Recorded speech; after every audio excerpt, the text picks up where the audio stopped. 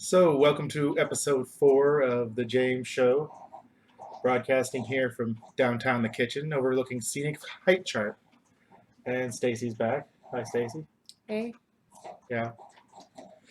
So, what do we have on tap today? Let's see. We have an overview of Stardew Valley. It's a game that's getting kind of a lot of looks. Gonna look at the game Redacted some. And we're also going to look at an old NES game, as well as a standard song and dance. There's a dance now? You're going to use your fingers.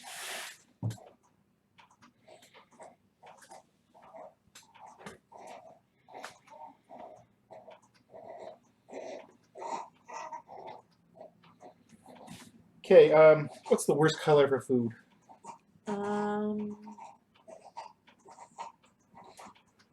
I was going to say brown, but it's not the worst because meat is typically brown. And there's chocolate. And there's chocolate. So I'm going to say blue. Blue? Blue. Because if it's blue, you probably shouldn't be eating it unless it's blueberries. Yeah, or a blue drink. Powerade. Yeah. I'm normally not a fan of green food. You like green food. Asparagus? Yeah, green is just scary. I guess vegetables are fine, but anything that's not a vegetable that's green is scary. Well, that's the same thing with brown, but everything that's brown is bad unless it's meat and chocolate. What else? Bananas are brownish. Brownies. Yeah, I don't like brown bananas. Brownies, brown bread. There's way too much brown food. All right. What animal would you call the fattest? Just in general, big fat animal that sits around. I mean, they could be big. Like the laziest or like the fattest? Kind of think of a fat person and then prescribe those traits onto an animal. I feel like the sloth. Sloth is kind of just lazy and stuff, but not really fat, I guess. No. Well, I wanted to say a whale, but they're. I wouldn't say that they're lazy. They do a lot of swimming, a lot of cardio. They do a lot of swimming. What about hippopotamuses?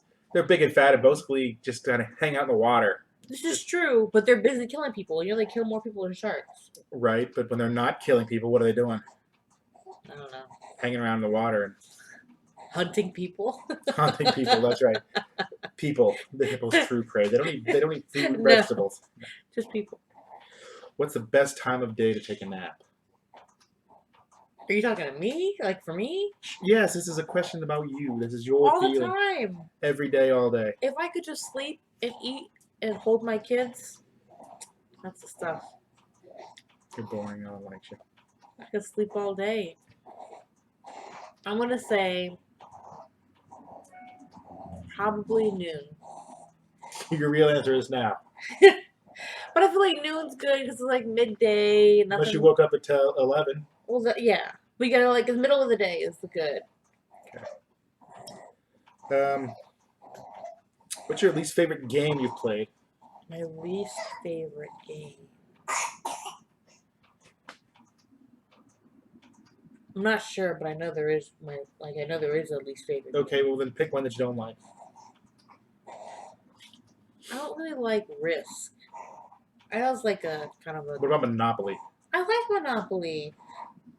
Monopoly is the crap. And you don't like Risk because I've played Risk with you and your friends. You guys don't even play right. Well, I don't like Risk because it typically takes too long. That's because one is you don't play right, and two you got a bunch of turtlers that you got to just get a ruler and whack them. And it is kind of slow, yeah. But Monopoly I like. There's new versions of Risk out that have turn limits and stuff like that make it. But Stacy and her friends do not play Risk right. No. Way too much not following the rules, and so the defender is way too favored. I tried to explain that to them. They refused and decided to play their own way, so I said whatever, and then went and played like Nintendo or something. That's when we were at What's-Her-Face's house. What archetype would you never be? We asked you what you normally are, which is fighter. Now, how about fighter, mage, rogue, or cleric? Never gonna be a Never gonna be mage. mage. That's a person who, in the game, is relies on intelligence and magic. And what about in real life? Real life, a mage relies on logic and putting the pieces together. I'm not really logical. I mean, I try to be sometimes, but I have to. You use your intuition. I kind of rule with my emotions often. You're Depends fighter. on what You're it a fighter. is. Just all out fighter. I am a fighter. I'm just a fighter all the way around. Do you like lobster? I like lobster. What kind of lobster? Do you like it like just throw it in the pot here and go, and then eat it with butter? I prefer not to hear the part. I like to go to a restaurant where I don't hear that. Do you eat all the lobster? Have you ever had anything besides lobster tail? No. You've never had anything but lobster tail? No. I mean, like, I'm sure that I have, like, if they did, like, a lobster macaroni or They something. probably ground up. Then Yeah. I'm sure they use other parts, but I've only ever eaten a lobster tail, like, on my plate. So you've never gotten to just a plate of just lobster? No. And, I don't like soft shell crab either. And that's kind of like what a whole crab is like, there. Yeah, like that. I don't Oh, sorry. like the soft shell Have you been crab. red? Look. It's gross. Well, the soft shell crab is like brown. I don't like it. You don't like brown food, we know. What's the best flavor of gum? I like mint. Okay, now we're going to rule out mint. What's the good flavor of gum then?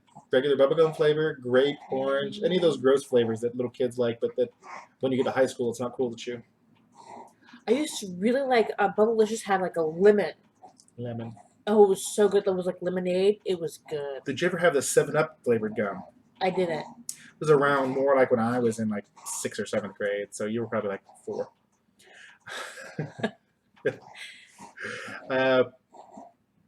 Yeah, what about fruit by the foot? It's not quite as bad as Bubblicious, but fruit by the foot, like grape or strawberry? Yes, all of the above. I like fruit by the foot.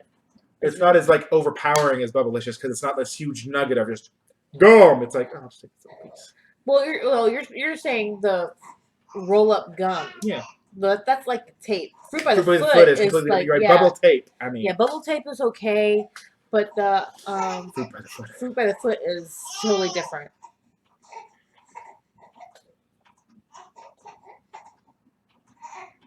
So, anything else you'd like to ask me? Yes, I feel like if Frosty the Snowman, he has magical powers, he comes to life. Mm-hmm. If you were a snowman, what magical power would you choose other than preventing yourself from melting? And coming to life, because we said we already had. Right. What other power did Frosty the Snowman have besides coming to life? I don't know. He was this cool guy, but I'm just saying. I don't think he had any other powers besides he came to life. Right, I don't think so either. But no, he has like some magic. He did have some magic. Fine. Because they're like little sparklies, and I remember. So no melting and no. I can already come to life. Right. One other additional magic power. Yes. Freeze the world. Why? Because if I go down to Hawaii or whatever and I'm hanging out, some snowman on the beach, be like, what the hell is that? So I just freeze everybody. If they don't become magic snowman either, too bad. It's a horrible power. I'm a bitter and angry snowman. I got twig arms. Frosty did not have twig arms. That's because children made that snowman somehow mystically, magically good. It was the hat. It was all the hat. Fine. Still freezing you.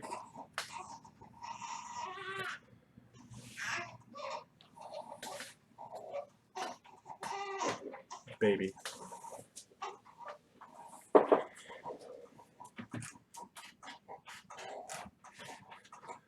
No one in the audience has anything to say about your mystical, magical Frosty, but that's okay either. So, let us go on to some game action with the sunglasses. Today we're wearing some beautiful bling sunglasses. You can't really see. That's right. And the baby blue just helps it out. That's Jacob. He's a gnome cloud. And he's got a mullet. What are you going to do? So, on with... He's cute. Yeah, that's right. It's going to raise my viewership or everyone's going to...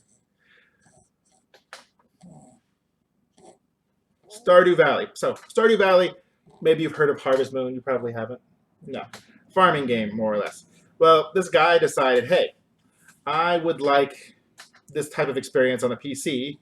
So he worked basically by himself in his spare time to make this game and make it better than, you know, the PC version. It's pretty cool.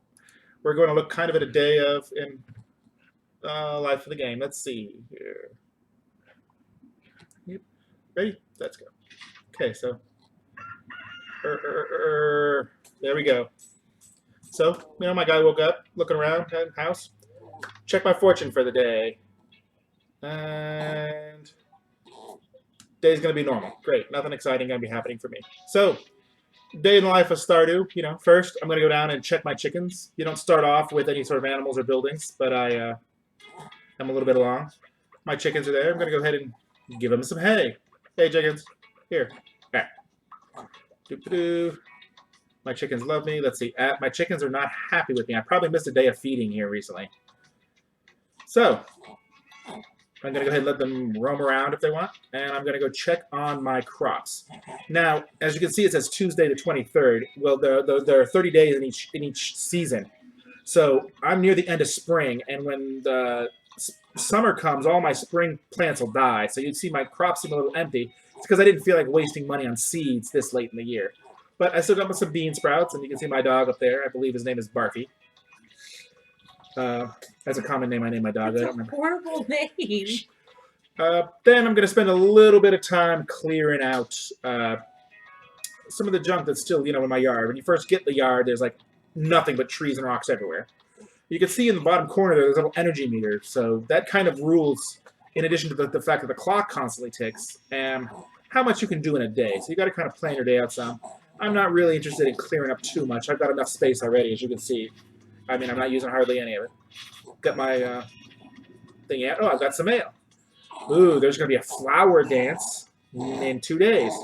So, time progresses. The people in the town, sorry, off a tangent. That's where you can sell your stuff. Like some guy comes early in the morning before you wake up and picks up anything you don't want to sell.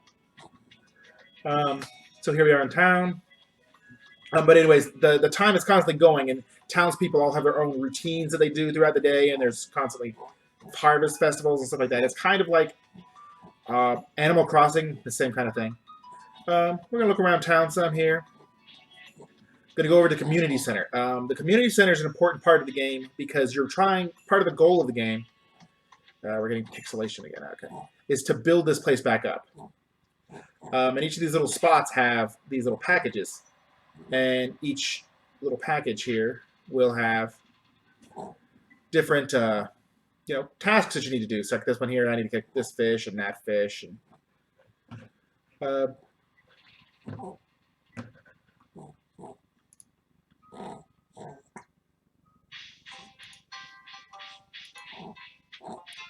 so, check it out again. See next to community center is this lovely little playground. I apologize, I see the pixelation. So here's the map of the town, and it'll mark all the places that you've been. It'll show you, some places are only open certain hours of the day. What are you gonna do? Pixelation. Someone suggested my dog's name should be Barky the 84th. Yeah, probably. And there's a couple different important places in town, as well as some not so important. Blacksmith is important. Upgrading your tools. Carpenter builds, of course, new buildings and stuff. And townspeople. Oh, she really likes me. She looks like a happy person. Right there, that I just moused over real quick, is the person's kind of opinion of you. But you can give them gifts. Well, apparently she loves potatoes because she certainly seemed to be happy about my potato. And this is another one of my townspeople. Interestingly enough, she's one of the one that people like, but they decided that they didn't like the fact that she was mixed race, and so there's a mod to make her white. Kind of stupid. What? There's a lot of mods in the game. But yeah, someone decided they didn't like the fact that she was mixed race, but they wanted to romance her, so they made her white so that they would be more attracted to her. That's kind of silly. But hey, more power to them, I guess. Looking at the map again, look around. That's the Walmart of the town. They're evil. You don't want to support them. You get the bad ending to the game if you support them too much. And I guess all that's left is maybe going to the mine. I'm going to use a mod here in just a second to teleport to the mine because I'm lazy and don't want to walk all the way up there. Eventually, you do earn teleport spots by yourself. There's some mine cars that I just got repaired, and then there's some stones that you can use to transport around. But I'm lazy, and for the interest of time, after I go and talk to this chick, Robin, she's actually the carpenter, and she kind of likes me, 1 out of 10. You can't marry her, though. She's already married, although someone wants a mod or a patch that lets you break up marriages, if you can believe that. I can. I mean, come on, they want a mod where you can change the girl to be white, so why not, right? All right, come on. Teleport me. Yeah, I'm not playing live, sorry. It uses too much keyboard control. It's out of the way. So here's the mine. Yeah, there's a journal system that I was jamming. The mine will save your progress. There's 120 floors, and I'm going to go down to where I am. Every 5 floors get you an elevator. And here's kind of where you get a lot of the good resources and a lot of the neat stuff, and fight monsters. Once you clear the mine, you get a skeleton key that lets you go to the desert, and there's an unlimited floor dungeon. Although not technically unlimited, I believe that there's a computer memory limit. It's something like 2.5 billion or something stupid. So I'm just going to kill some monsters here and there.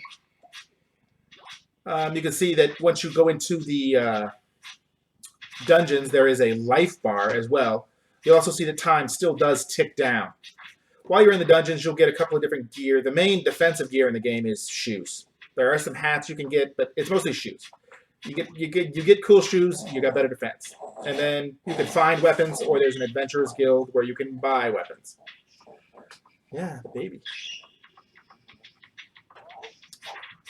And in the mine dungeon where I am, there's not too many interesting monsters. When you get to the desert deep dungeon, there starts to be like mummies and all kinds of other crazy stuff. And the stairs appear in the level randomly, either from a rock you break or from just a monster you kill. Sometimes it's set already and you can see it.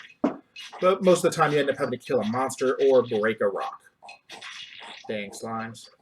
And there's some of the best minerals you can get in the game, like iron and then gold and iridium, which is like their super unobtainium metal, iridium. Sounds radioactive if you ask me. No? You don't want radioactive sprinklers? That's how you make the best sprinklers in the game, using iridium. So, basically, I don't know, GMO crops, radiation. They make them good, huh? They make the big corn. That's what tastes good. Yeah, it's the big corn tastes good. So we're just kind of heading down, killing some monsters. But that's the game. You can romance quite a number of the characters in the game. You can... the one thing that people are complaining about that they are patching is that once you marry a girl, you basically you take away her freedom, kind of, because she loses all of her daily routines. The patcher's trying to keep thinking about ways to balance that out, where they're not always not home, but still have their own life. Because I married you. You didn't stop doing whatever dumb stuff you do you? Yeah, I did. You did? Yeah. Oh, well, there you go. I guess the game mimics real life. What kind of dumb stuff did you used to do? I used to go to like a movie every weekend. Well, you would do that every weekend still, but you got babies to afford. It's not my fault. It's the baby's fault. But I happened after being with you. Oh, wow. That's your own dumb fault. She says no. She just wants to hang out with me, huh? Yeah. Still going with that's your dumb fault. Okay, fine.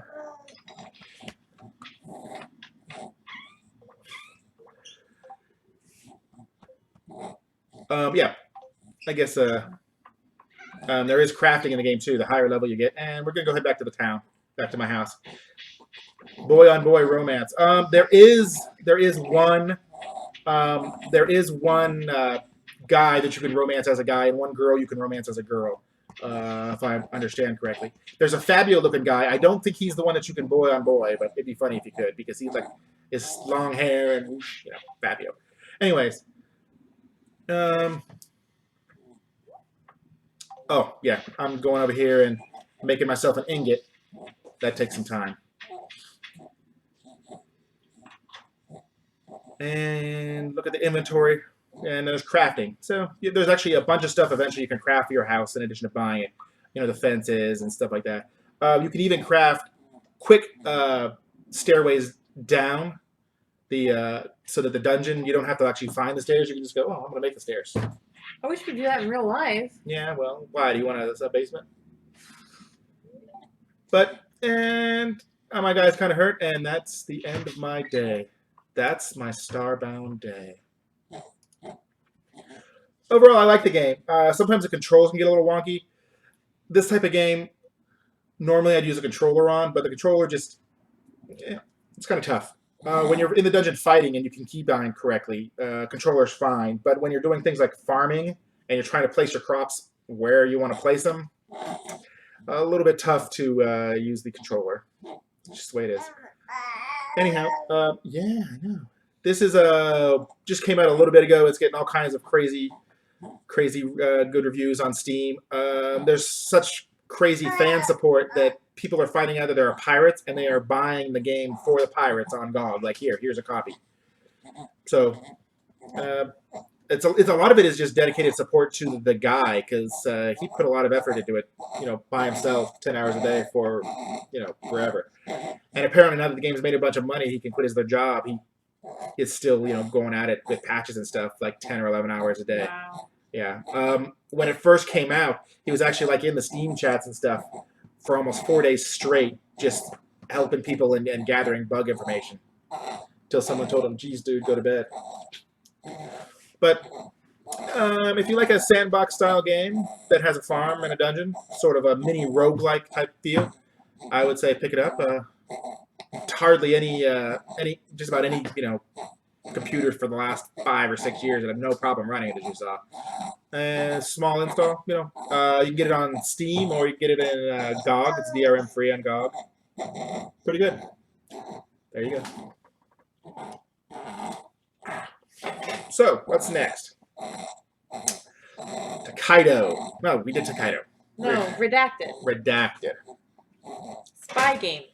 Redacted is a spy game. It's called Redacted. Story goes that there was another name for it, which I can't remember now. But it got found. They found out when they were almost done with the game that someone already had the patent for it for some other game.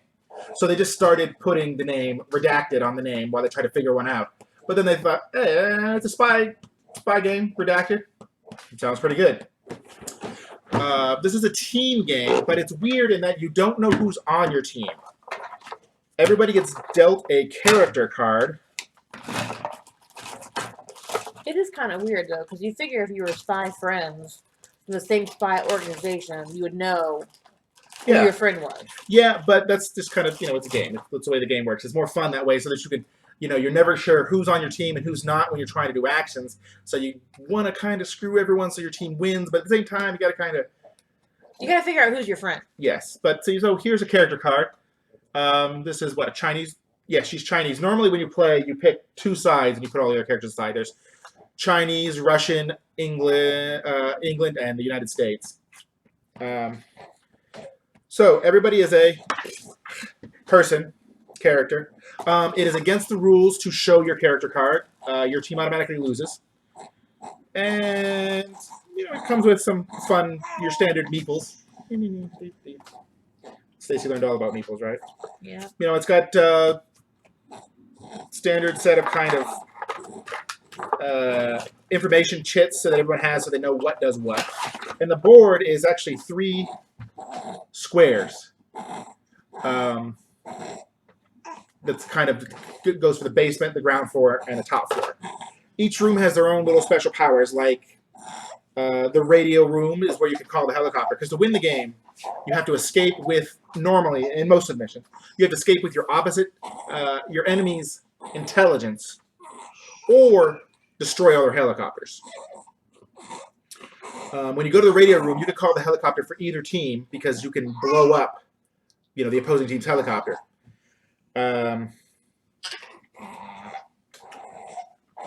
And that's about it. And you kind of go around, you look for items. The combat system is an interesting rock, paper, scissors, but it's like knife, brass knuckles instead. There's other fun things you can do. Like there's like the X-ray. Like some rooms have X-rays. Yeah, there's an X-ray machine so that you can look at everyone, whoever walks through one of the X-ray scanners marking the map's items. There's a computer room where anybody who uses an electronics room somewhere else that might be computer-based, they can hack them so that they get a chance to look at some of their items. So it's a lot of it is looking at items and trying to figure out, well, what did he do or what did I see to either be able to beat him? Because part of that rock, paper, scissors dynamic is once you play like rock, you can't play rock again until you've played everything else or you go back and refresh your supplies.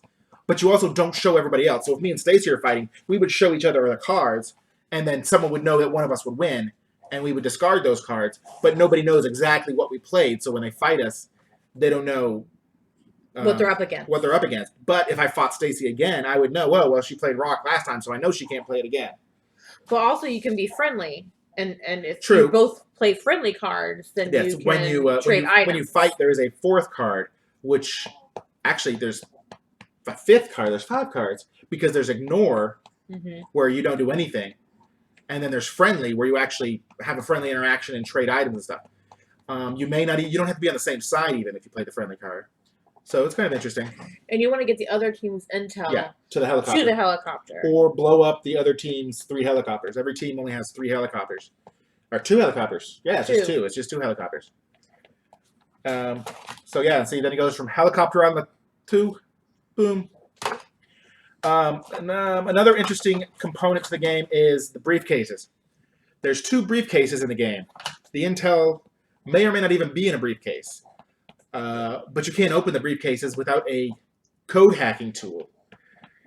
When you have a briefcase, everybody knows you have a briefcase. You have it in front of you on a table, but they don't know what's inside it, which is kind of interesting in that you can also swap items in and out of the briefcase. So the briefcase may have the intel, may not. It's nice to have the briefcases, though, because, like I said, you can't open it without a hacking tool. Yeah, it kind of protects the item that's in there. Right. Other than that, I mean, that's pretty much it. It's a pretty straightforward game. There's no real dice to roll when you move. You can move as far as you want as long as you can trace a path through the doors that don't lead through a locked door or another agent. Because if you encounter another agent, you have to have that whole interaction thing. I have a lot of fun with the game. We've played it quite a few times. It's definitely more fun if you have at least 4 people. A 2-person game's kind of, and a 3-person game is pretty much impossible. But a 5-person game is okay too, because in a 5-person game, 1 person is Interpol, who has his own set of objectives, which is kind of interesting dynamic to put in there. 3-person game with Interpol, I mean, that's 1 person on each side in an Interpol. You know who's against you.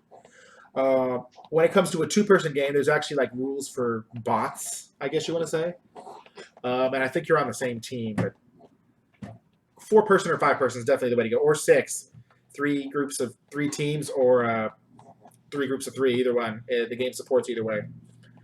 So, again, Redacted. It's made by Looted Creations, but you can look for it. Game stores might be a little tough to find. It's kind of a new game, and I got it to Kickstarter, and it's kind of indie-ish still. Not made by a big company. You know, a decent-sized game store might have it. If not, it's always the web, right? Oh, baby. The baby is baby. It says ages 12 and up. Depending on the kid, 8 or 9-year-old might be able to get away with it with a little bit of help from a caring adult. Or an uncaring adult who wants the kid to lose. Right. So now we're on to about to go to Song of the Week. Oh, can you place a hacking tool? Yes, you can. You can, in fact, place a hacking tool so you can hack the briefcase and then put the hacking tool in the briefcase. Oh, so what did you just ask that question? Yeah, right. Why? I don't know why not. You can put anything you want in the briefcase, really. So, there are also useless items that you can put in the briefcases too. Well, most of the time, like it's like people think that the intel is in the briefcase. Yeah. So if you put something useless in it and then someone goes after it, then you still have your intel. Right. Problem though, if you don't have the intel in the briefcase, when you get scanned or hacked, you might have to show it. if the item's in the briefcase, you don't have to show items that are in your briefcase. So that's why normally people would put the intel in the briefcase or try and avoid any of those rooms where they could end up getting scanned. If you get beat up in a fight, they can also rifle through your stuff and go, oh, look, intel. So, song of the week. We got a couple people in chat for once. Anybody have any song subject suggestions? Otherwise, we're going to go to Google. And Google never turns out good. No, I've got one. You've got one? Well, let's see if somebody You're not going to like mine, though. I'm not going to like yours. Let's give people in chat for a second. Well, what's yours while we're talking? No, because No. then you got to think of the thing. That's true. Okay. Sing me a song about donuts. Well, there you go. Someone put donuts. Someone said donuts. Donuts and frogs. Oh, come on now. Now you're throwing two topics at me. Our hat for the day is a Taekwondo helmet. It's a martial arts head guard. It makes me look extra special when I wear it with my glasses and my red shirt, and it's like flared out, so it's kind of like one of those, duckbill things, because this is an old one. The Velcro's gone. All right, that's enough of that. Oh my goodness. Okay. A song about donuts with the possibility of frogs. Let's think.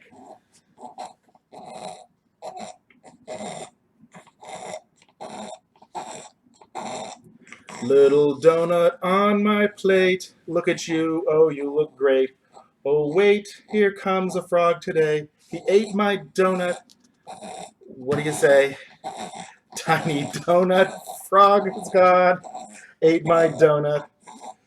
I got nothing to rhyme with gone. All day long. You can't rhyme all day long with gone. Ate my donut, now he's gone. I had a donut, don't you see? Then the frog ate it. 1, 2, 3. Little donut on my plate. My frog ate it. Wasn't so great. It was probably chocolate donut too. What's your favorite donut? What's my favorite type of donut? I like the cream-filled ones if they're big. Those little ones, I like the chocolate-covered. I like chocolate glaze. Chocolate glaze? Yeah. So Dunkin' Donuts. Chocolate glaze. Mm. So, Twinkle Twinkle Little Star with donuts and frogs. Not my best effort, but definitely better than the cat song. Cats was horrible. The Cats was horrible. And I really, last week's suggestion after the fact about kickboxing and Black Hole Sun would have been good too, but like the Velcro Gladiator, yeah. No. Okay, so now we are going to go to something of a different sort I haven't done before. Good gracious. Thank you. Oh, if you can even hear me over my son's graciousness. Co-host? Special guest star? Oh, I know. You want your own title and your own trailer. Special guest star your butt, right? Yeah. So, we're going to be looking at a peek at yesterday, as it were. This is a game called Battle of Olympus. This is not my video. This is actually done by a speedrunner. They are Speed Demon Archives, and this is a guy named Boxfat. But this is a really underrated NES game. It didn't do well, and it actually sank the company that made it. But looking back at it now, it's really good. Think of Zelda 2 without the overworld and Greek theme. I mean, this is, you're going to kill Hades. It sounds a little familiar, like God of War, right? So here's the game. Start off with a stupid little club, wandering around, killing slimes, leveling up, and you get a lot of neat items in the game, just like in Zelda. It's, really, really similar to Zelda 2. This came out in '83. I wasn't born yet. You weren't, but yeah, you're a guy named Orpheus. Not Morpheus. Your girlfriend Helene was taken by Hades, and you're like, hey, I'm not pleased by that. So I'm going to go get it back and whoop some Hades' butt. So you wander around, and basically you have to get favor from a bunch of different gods, like Zeus and Athena, and they give you better weapons. And we're gonna fast forward ahead, see some other places. So see, yeah, oh, there we go. There, talking to a god. Who we got here? This guy named himself Bug. Okay, yeah, I think that's Apollo. So he got the Harp of the Sun. Yeah, and you can see he's already a little bit farther ahead. He's got a sword.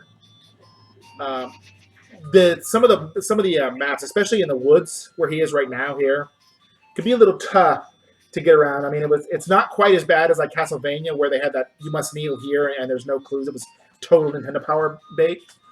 But you know, it was a little tough. I mean, there were weird little clues like that. See, I mean, you hit the tree and you get an item. Kind of weird, but and hey, look, there's a Cyclops. Whoop his butt.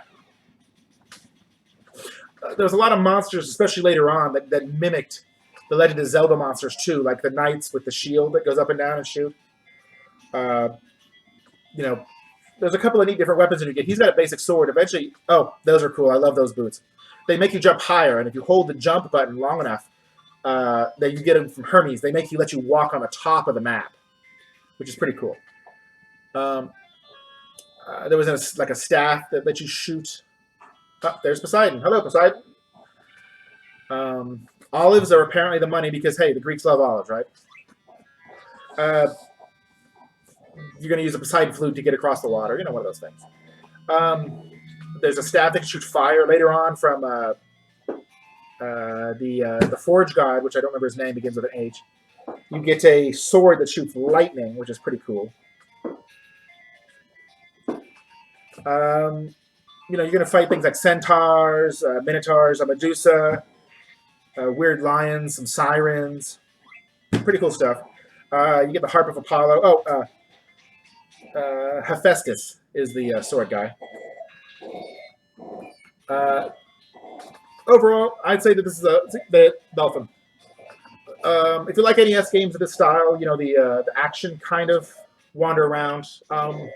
Another thing is, I believe, is a password system rather than the battery save, which is always sucks. Hey, look, kill the siren. Well, he whooped the siren's butt pretty good and went into the darkness. Let's see if there's any cool stuff later. Ah, zombies. So here he is actually near the end of the game. Here you can see he's got lots of health. When you shoot a lightning bolt, it takes a little bit of your health. I'm not quite sure what he's doing. Trying to die? Okay, whatever. You got to get 3 pieces of love for your girl. That's part of the thing. Let's see, look at her. Isn't she hot? Yeah, she's NES hot. Short skirt. This is after you've beaten the game. Yeah, you get your 3 pieces of love, and there you go. The game's got really solid controls. The music gets a little repetitive, I'll admit, but it's NES. What are you going to do? There's some boss music, there's underworld music, and then there's overworld music. There's, you know, 3 or 4 tracks. A decent challenge. It's not too tough. It's not like hair-grindingly tough. There are a couple of spots where you kind of have to grind a little bit, you know, get some more olives or something like that. But overall, this is one of my favorite NES games from back in the day. It's, I think, in a lot of ways, almost better than Zelda 2 was. It got rid of the overworld and, yeah, the battery save.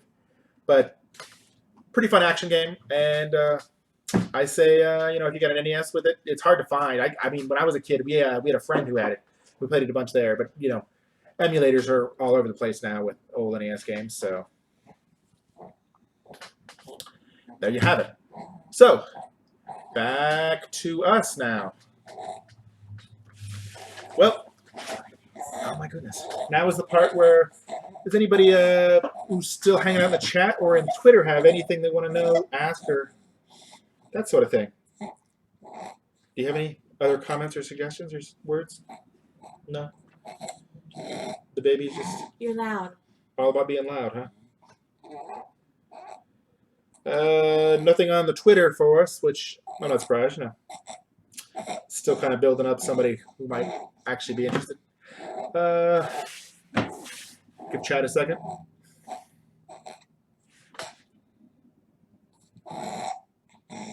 Going once, going twice. Nope, nobody in chat really has anything they want to ask or anything? Well, then, we're about out of time anyways. You know, we don't want to run for an hour and a half. If you do have any questions, you can email me, james@thejamesshow.com.